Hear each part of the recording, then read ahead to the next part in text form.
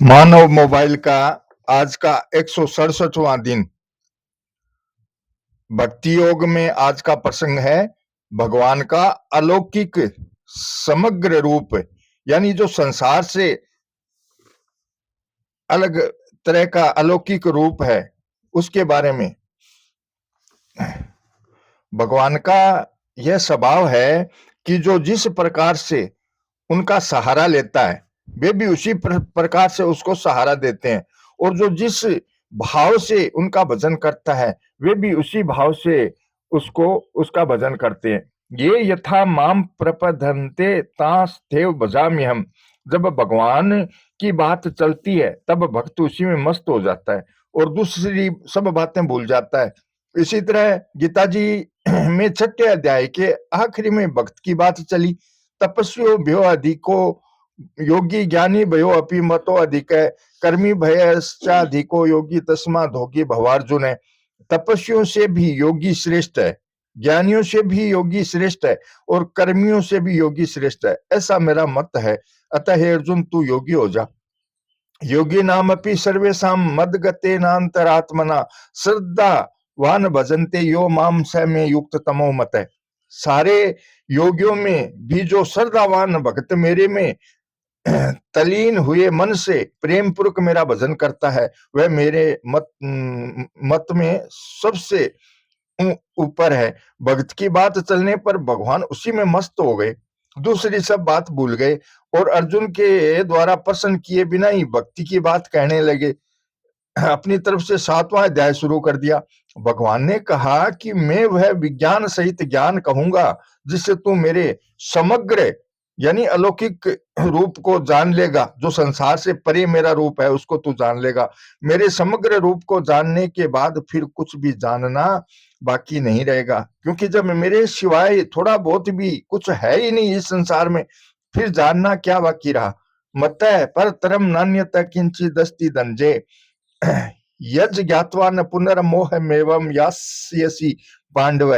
भगवान के इस समग्र रूप को शरणागत भक्त ही जान सकते हैं। इसलिए जो भक्त भगवान की शरण लेकर लगन पूर्वक साधन करते हैं वे विज्ञान सहित ज्ञान को यानी भगवान के समग्र रूप को जान लेते हैं। भगवान कहते हैं जरा मरण मोक्षाय मामाश्रित्य येतन्ति ये ते ब्रह्म तद्विदु कृत सन्मध्यातम कर्म चाखिलमय सादि भूतादि देवम माम सादि यज्ञम च ये विदु प्रयाण काले अपि च माम ते विदुर युक्त चेतस। जरा और मरण से मोक्ष पाने के लिए जो मेरा सहारा लेकर प्रयत्न करते हैं वे उस ब्रह्म को, संपूर्ण अध्यात्म को और संपूर्ण कर्म को भी जान जाते हैं। जो मनुष्य अधिभूत अधिदेव और अधियज्ञ के सहित मुझे जानते हैं वे युक्त चेता मनुष्य अंतकाल में भी मुझे ही जानते अर्थात प्राप्त होते हैं। ब्रह्म निर्गुण निराकार अध्यात्म अनंत जीव तथा अखिल कर्म उत्पत्ति स्थिति प्रलय की सारी क्रियाएं ये ज्ञान का विभाग है। और अधिभूत अपने शरीर सहित संपूर्ण 5 भौतिक जगत, अधिदेव मन इंद्रियों के अधिष्ठात देवता सहित ब्रह्मा जी आदि सभी देवता तथा अधियज्ञ अंतर्यामी विष्णु और उनके सभी रूप, यह विज्ञान का विभाग है। ज्ञान के विभाग में निर्गुण की और विज्ञान के विभाग में सगुण की मुख्यता है। गीता में भगवान ने 2 निष्ठाएं बताई हैं, कर्मयोग और ज्ञान योग। ये दोनों ही निष्ठाएं लौकिक हैं। लोके अस्मिन् द्विविद्या निष्ठा, परंतु भक्ति योग अलौकिक निष्ठा है। कारण कि कर्मयोग में संसार की प्रधानता है और ज्ञान योग में जीवात्मा की प्रधानता है। अक्षर और अक्षर दोनों ही लोक में है। द्वा विमो पुरुषो लोके अक्षरश्चाक्षर एव च। इसलिए कर्म योग और ज्ञान योग दोनों लौकिक निष्ठाएं हैं, परंतु भक्ति योग में परमात्मा की प्रधानता है जो अक्षर और अक्षर दोनों से अद्भुत है। उत्तम पुरुष तवन्य परमात्मेत युदाहत है। उत्तम पुरुष जो अन्य ही है, जो परमात्मा नाम से कहा गया है। प्रकृति तो नाशवान है और इसको भोगने वाला जीवात्मा अमृत स्वरूप अविनाशी है।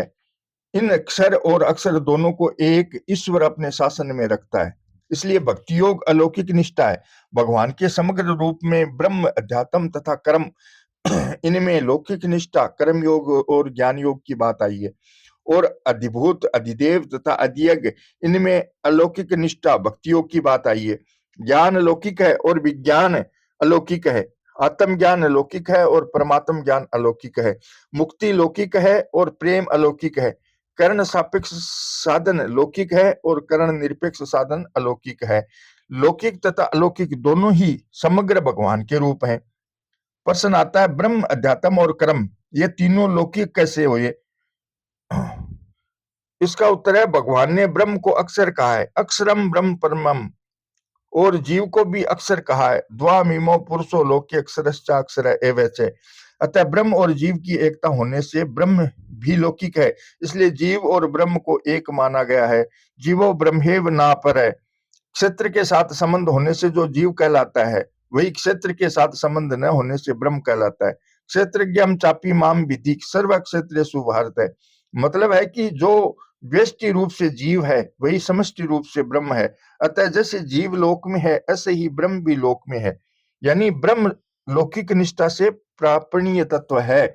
अध्यात्म अर्थात जीव ने जगत को धारण किया हुआ है। जीव भूता महाबाहो ये धार्यते जगत है। जीव की अपनी स्वतंत्र सत्ता नहीं है, इसलिए जगत के संग से जीव भी जगत अर्थात लौकिक हो जाता है। अतः गीता में जीव के लिए जगत शब्द भी आया है। त्रिभिर्गुण में भावेरी भी सर्वमिदम जगत है, मोहितम ना भी जानाती मामे भी परम वह यमय। इन तीनों गुण रूप भावों से मोहित यह सब जगत इन गुणों से परे अविनाशी मेरे को नहीं जानता। लोक में होने के कारण जीव लौकिक है। द्वाभिमो पुरुषो लोके अक्षरश्चाक्षर एवच है। ममे वासो जीव लोके, जीव भूत है सनातन है। कर्म दो प्रकार के होते हैं, सकाम और निष्काम। ये दोनों ही कर्म लोक में होने से लौकिक हैं। यज्ञार्थात कर्मणो अन्यत्र लोको अयम कर्म बंधन है। क्षिप्रम ही मानुष्य लोके सिद्धिर्भवति कर्मजा। कर्मानुबंधिनी मनुष्य लोके लोके अस्मिन् द्विविद्या निष्ठा पुरा प्रोक्ता मया नघ है। ज्ञान योगेन सांख्या नाम, कर्म योगेन योगी नाम है। प्रश्न है, अधिभूत, अधिदेव और अधि, ये तीनों अलौकिक कैसे हैं?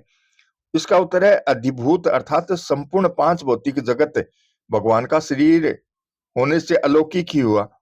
खम वायुर्मिग्रम सलीलम महीच ज्योतिषी सत्वानि दिशो द्रुमादीन सरित समुद्रांश्च हरे शरीरम यत् किंच भूतम प्रणमेदनय। आकाश, वायु, अग्नि, जल, पृथ्वी, ग्रह, नक्षत्र, जीव जंतु, दिशाएं, वृक्ष, नदियां, समुद्र, सब के सब भगवान के ही शरीर हैं। ऐसा मानकर भक्त सभी को अनन्य भाव से प्रणाम करता है। भगवान ने अर्जुन को अपना जो विराट रूप दिखाया था, वह अलौकिक था। वह दिव्य विराट रूप भगवान ने अपने शरीर में ही दिखाया था। भगवान के वचन है, मम देह गुंडा के सय। संजय के वचन है, अपसय देव देवस्य शरीरे। अर्जुन के वचन है, पश्यामि देवांस तव देव देहे। अतः भगवान का ही विराट रूप होने से यह पांच भौतिक जगत भी अलौकिक ही है।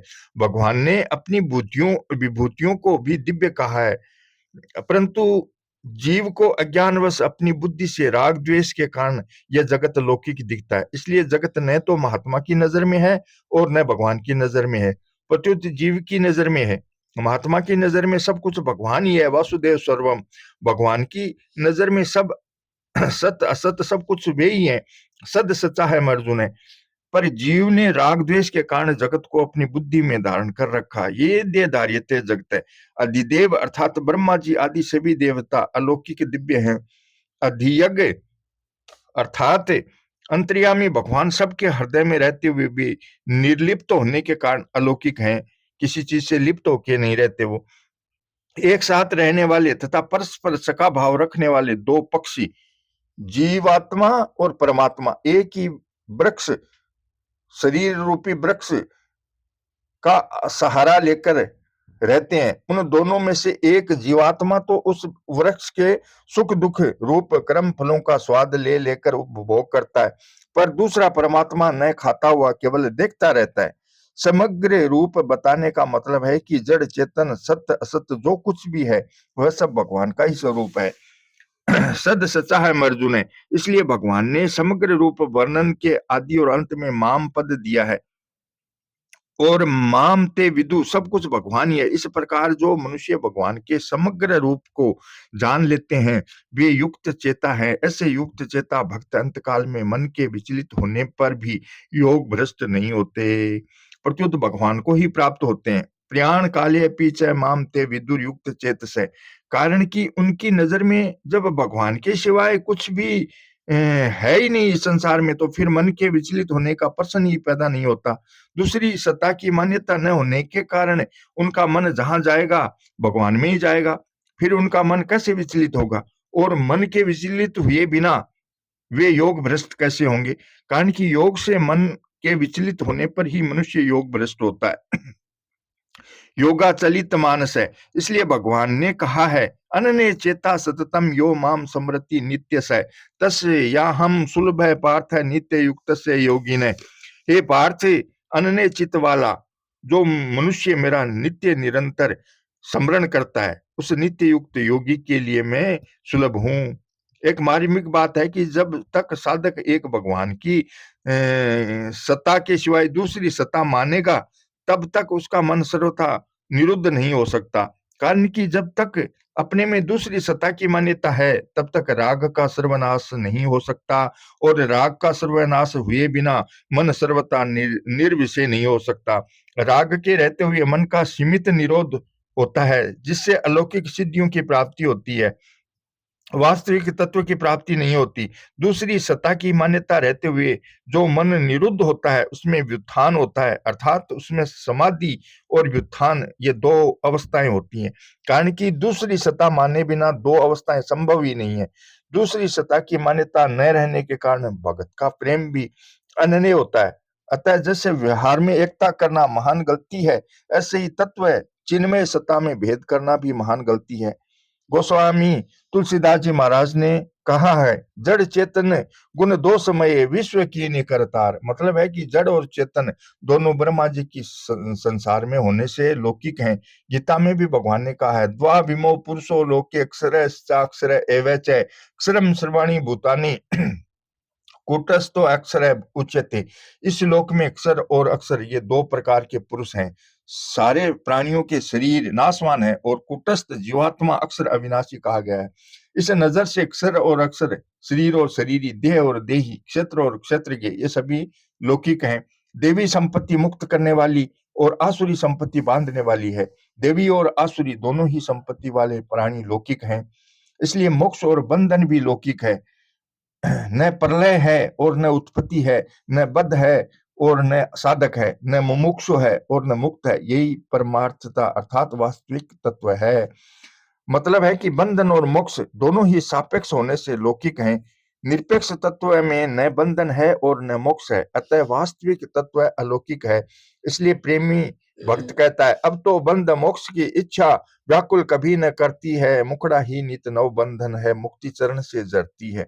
चेतन और जड़, जीव और जगत विचार के विषय हैं, अतः ज्ञान लौकिक है, परंतु भगवान विचार के विषय नहीं है, प्रत्युत श्रद्धा विश्वास के विषय हैं। अतः भक्ति अलौकिक है। ज्ञान मार्ग में जब तक विवेक रहता है तब तक लौकिकता रहती है। जब विवेक तत्व ज्ञान में परिणित हो जाता है तब ज्ञानी में भी अलौकिकता आ जाती है। कारण कि ज्ञान अज्ञान का नाशक है, अज्ञान का नाश करके ज्ञान भी शांत हो जाता है और ज्ञानी में अलौकिकता आ जाती है। इसलिए जैसे भक्ति मार्ग में मीराबाई का शरीर चिन्मय होकर लीन हो गया था, ऐसे ही ज्ञान मार्ग में भी कबीर साहब का शरीर चिन्मय होकर लीन हो गया था। अवतार के समय लौकिक की नजर से देखने पर भी भगवान सदा अलौकिक ही रहते हैं। लोक में अवतार लेने पर भी उनकी अलौकिकता ज्यों की त्यों रहती है। भगवान कहते हैं अजोपि सन व्यय यात्मा भूतानाम ईश्वरो अपि शनय प्रकृतिम स्वाम धिष्ठाय संभवामया मायया। भगवान ही जगत रूप से प्रकट हुई हैं, इसलिए यह जगत भगवान का आदि अवतार कहा जाता है। जैसे भगवान ने राम कृष्ण आदि रूपों से अवतार लिया है, ऐसे ही जगत रूप से भी अवतार लिया है। इसको अवतार इसलिए कहते हैं कि इसमें भगवान दृश्य रूप से दिखने में आ जाते हैं। अवतार के समय भगवान अलौकिक होते हुए भी राग द्वेष के कारण अज्ञानियों को लौकिक दिखते हैं। अव्यक्तम व्यक्ति मापन मन्ये माम बुद्धे मुड्ढो अयम ना भी जानाति लोको माम जम व्यय यमे अवजानंती माम मुड्ढा मानुषी तनुमाश्रितम। वास्तव में लौकिक अलौकिक का विभाग राग द्वेष के कारण ही है। राग द्वेष न हो तो सब कुछ अलौकिक चिन्मय ही है, वासुदेव सर्वम, सब कुछ ही भगवान है। कारण कि लौकिक की स्वतंत्र सत्ता ही नहीं है, राग द्वेष के कारण ही लौकिक की सत्ता और महत्ता दिखती है। राग द्वेष के कारण ही जीव ने भगवत स्वरूप संसार को भी अलौकिक बना दिया और खुद भी लौकिक बन गया। इसलिए भगवान ने राग द्वेष को साधक का महान शत्रु बताया है। इंद्रिय सेन्द्रिय सयार्थे राग द्वेषो व्यवस्थितो तयोर्न वस मांग छेतो हास्य परिपंथिनो। इंद्रिय इंद्रिय के अर्थ में यानी प्रत्येक इंद्रिय के प्रत्येक विषय में मनुष्य के राग और द्वेष व्यवस्था से अनुकूलता और प्रतिकूलता को लेकर स्थित हैं। मनुष्य को उन दोनों के वश में नहीं होना चाहिए, क्योंकि वे दोनों ही दोनों ही पारमार्थिक मार्ग में बाधा डालने वाले शत्रु हैं। काम ऐसे क्रोध ऐसे रजोगुण समुद्र भवय महासनो महापापमा विदे न मी है वेरिन में। रजोगुण से उत्पन्न हुआ यह काम ही क्रोध है, यह बहुत खाने वाला और महापापी है। इस विषय में तू इसको ही वेरी जान। क्षर नाशवान की मुख्यता मानने से जीव असुर बन जाता है, अक्षर अविनाशी की मुख्यता मानने से जीव ज्ञानी बन जाता है, और पुरुषोत्तम समग्र भगवान की मुख्यता मानने से जीव प्रेमी बन जाता है। प्रेमी बनने से भक्त और भगवान के बीच प्रेम का आदान प्रदान होता है। जैसे बच्चे की चेष्टा माँ को और माँ की चेष्टा बच्चे को खुश करने वाली होती है, ऐसे ही भक्त की चेष्टा भगवान को और भगवान की चेष्टा भक्त को खुश करने वाली, आनंद देने वाली, प्रेम रस की वृद्धि करने वाली होती है। प्रेमी और प्रेमास्पद की इस अभिन्नता को गोस्वामी जी महाराज ने बड़े सुंदर ढंग से कहा है। गिरा अर्थ जल बीच सम कहियत भिन्न भिन्न, यानी जो वाणी तथा उसके अर्थ और जल तथा उसकी लहर के समान कहने में ही अलग अलग दिखते हैं, पर वास्तव में एक ही हैं। यहाँ गोस्वामी जी ने पहले स्त्रीवाचक गिरा शब्द देकर फिर पुरुषवाचक अर्थ शब्द दिया है, और उसके बाद पहले पुरुषवाचक जल शब्द देकर फिर स्त्रीवाचक बीची शब्द दिया है। इससे यह मतलब निकलता है कि स्त्रीवाचक सीता और पुरुषवाचक राम दोनों अभिन्न है। अतः चाहे सीता का पहले कहो चाहे राम पहले कहो, राम सीता कहो, दोनों में कोई फर्क नहीं है। प्रेम में कोई भेद नहीं रहता। प्रेम में भक्त और भगवान दोनों एक जैसे हो जाते हैं। तस्मीन सत्य जने भेदा भावात, भगवान में और उनके भक्त में भेद नहीं होता।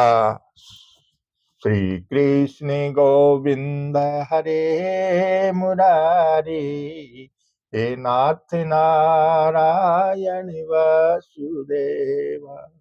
श्री कृष्ण गोविंद हरे मुरारी, हे नाथ नारायण वासुदेवा। जय श्री कृष्ण।